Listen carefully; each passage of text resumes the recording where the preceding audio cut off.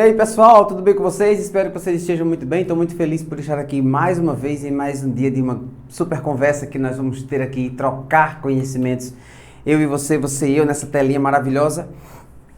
Nós estamos aqui em mais uma super aula de Química Farmacêutica, onde nós vamos estudar hoje sobre a classificação das soluções quanto à quantidade de soluto, né? A quantidade de soluto a gente sempre refere-se à parte mais sólida e a parte do solvente é a parte mais líquida. Ou seja, o soluto é a parte que vai ser dissolvida.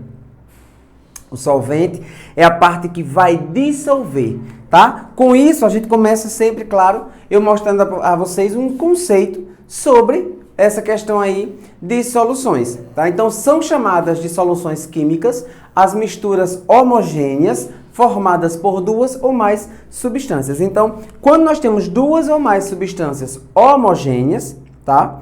Ou duas ou mais substâncias formando misturas homogêneas, nós temos aí um exemplo de solução, tá? Os seus componentes são determinados por solvente e soluto, como a gente já começou a conversar, né, sobre isso.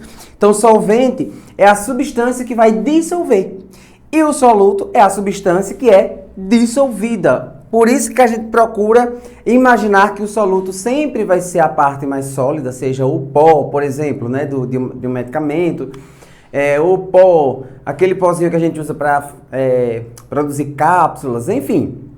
O soluto vai ser sempre a parte mais sólida e o solvente geralmente é a parte mais líquida. Por isso que o solvente é a parte que dissolve e o soluto é a parte que vai ser dissolvida, tá? E aí os tipos de soluções são determinados pela relação que a gente estabelece entre esse soluto e entre esse solvente. Sempre a uma temperatura certa. Por exemplo, existem algumas substâncias, quando nós fazemos aí, realizamos a fusão, nós misturamos essas duas substâncias e elevamos a uma certa temperatura. O que acontece é que muitas vezes, quando a temperatura se eleva, a substância ela costuma se dissolver por completo. Quando a temperatura diminui, a gente consegue verificar um corpo de fundo, ou seja, a substância, a gente verifica que ao baixar a temperatura, a substância não está completamente dissolvida, tá? E aí existem casos também que são irreversíveis, a substância ela é dissolvida por completo a uma certa temperatura e depois que a temperatura se baixa, a gente não consegue mais transformar essa substância ao que era desde o início, tá? Então a gente tem um exemplo aqui, vamos lá. Olha, eu tenho 10 gramas de sal em um copo com 500 ml de água a 35 graus Celsius, que eu posso dizer que é temperatura ambiente, vamos lá. E 100 gramas de sal em 200 ml a 15 graus Celsius. Então, muitas vezes, 10 gramas de sal em 500 ml em temperatura ambiente, ele vai se dissolver por completo. Quando eu já coloco 100 gramas em 200 ml a 15 graus, eu estou resfriando essa água. À medida que eu vou resfriando essa água, eu consigo fazer com que este sal não seja dissolvido por completo. É a mesma coisa que acontece aqui, tá? 10 gramas de sal em um copo de 500 ml a 35 graus Celsius. Está em temperatura ambiente, pode fazer a dissolução por completo. O sal vai conseguir se dissolver, sim. Pode-se elevar a uma temperatura para que a gente possa, por exemplo, potencializar essa dissolução, na verdade, ao invés de passar, por exemplo, 5 minutos, vamos lá, fazendo essa dissolução em temperatura ambiente, a gente vai, coloca, dissolve, eleva essa temperatura, ou seja, coloca no fogo, para que esse sal ele se dissolva mais rapidamente. Aí ele não leva mais 5 minutos para dissolver, por exemplo, ele vai levar só uns 2 minutos, e assim sucessivamente, tá? É basicamente o que acontece dessa forma. Nós podemos classificar a solução de acordo com a quantidade de soluto que é dissolvido nela. E aí nós estamos falando de uma solução saturada, uma solução insaturada e uma solução supersaturada, tá?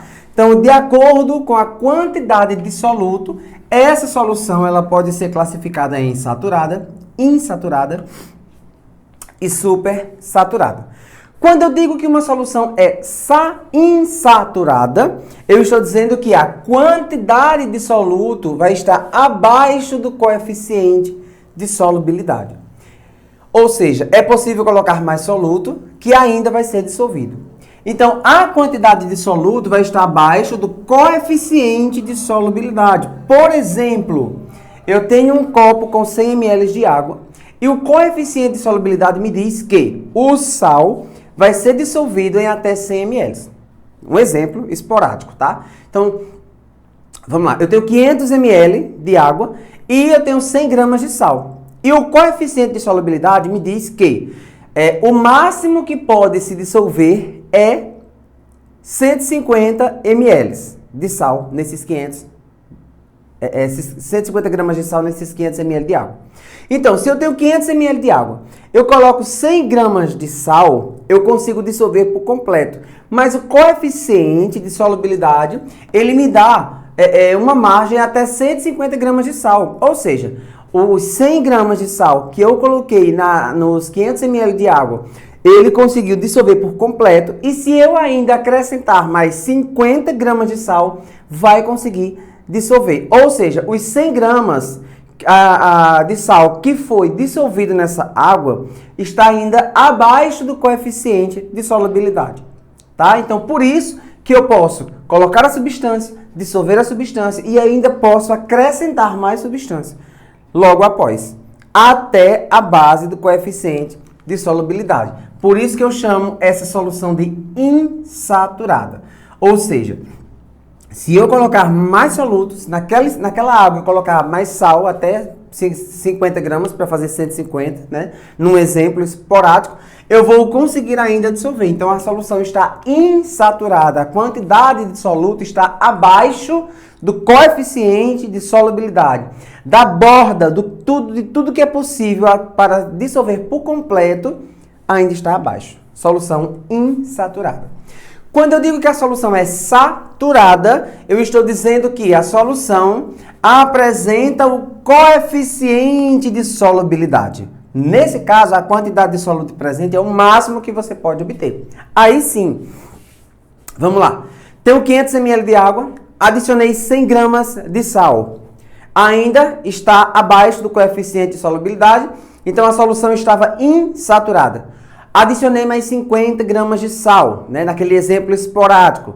Coloquei mais 50 e agora fechou. Se eu colocar mais sal, não dissolve mais, só dissolve até esses 150 gramas. Então, a partir do momento que eu adicionei essas 50 gramas, dissolvi esse sal por completo e eu consegui chegar no coeficiente de solubilidade dessa solução, a solução é considerada saturada. Então, a solução saturada, ela apresenta o coeficiente de solubilidade.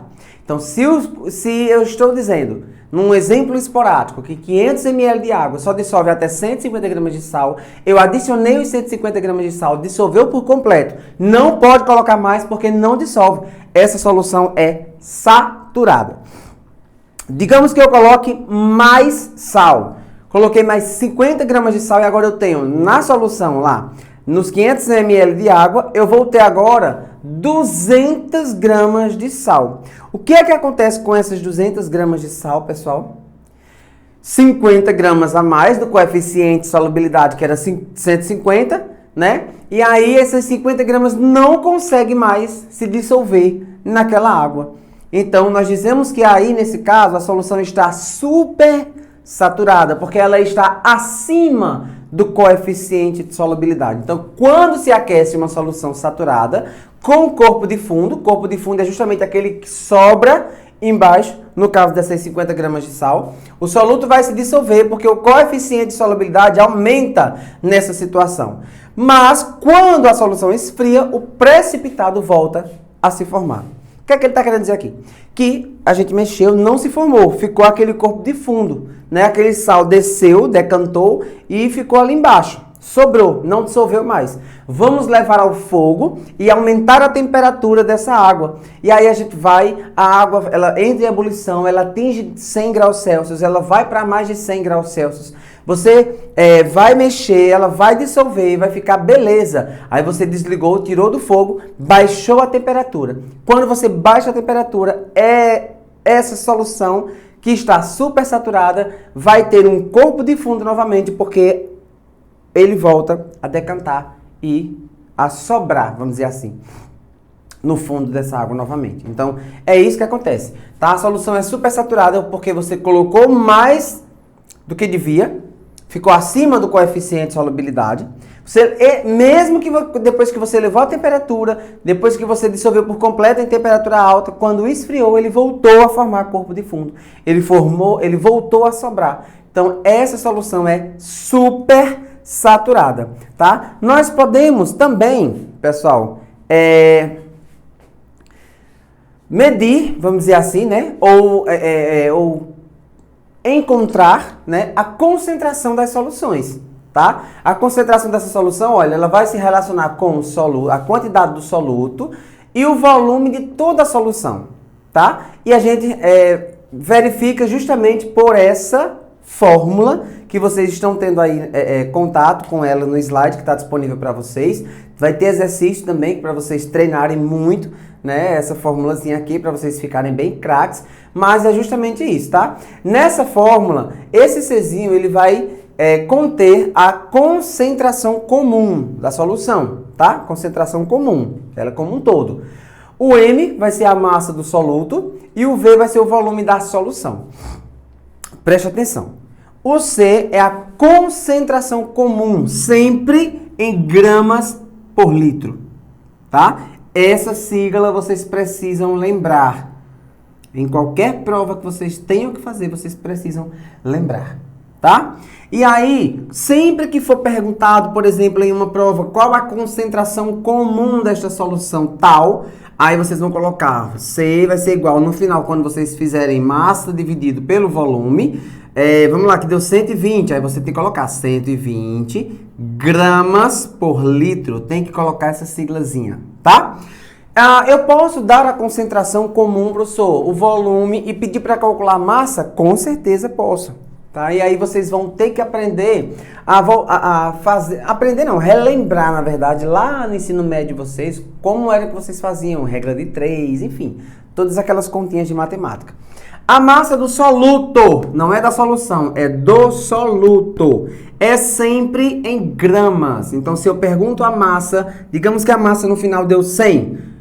Então, você vai colocar M igual a 100 gramas. Bota o Gzinho na frente, tá? E o volume? O volume não é do soluto, o volume é da solução. Soluto e solvente, tudo junto, dá o volume da solução, que é sempre em litros. Ah, mas eu posso perguntar o volume? Sim, eu posso dar a concentração comum, a massa do soluto e perguntar qual o volume da solução, tá? E aí aquela regrazinha que vocês já conhecem, que aprenderam lá no ensino médio. Quem está dividindo, passa para o outro lado multiplicando, quem está multiplicando, passa para o outro lado dividindo, e a gente consegue aí fazer essa continha bem bacana, tá? Então, olha, C é a concentração comum, sempre em grama por litro. M é a massa do soluto, sempre em grama. E o V é o volume da solução, sempre em litro, tá? Professor, mas se eu, numa prova, vamos lá, uma prova tal, colocar errado, coloquei aqui na concentração comum só grama, tá errado, tá? Você vai perder a solução porque você não conseguiu colocar a unidade de medida correta.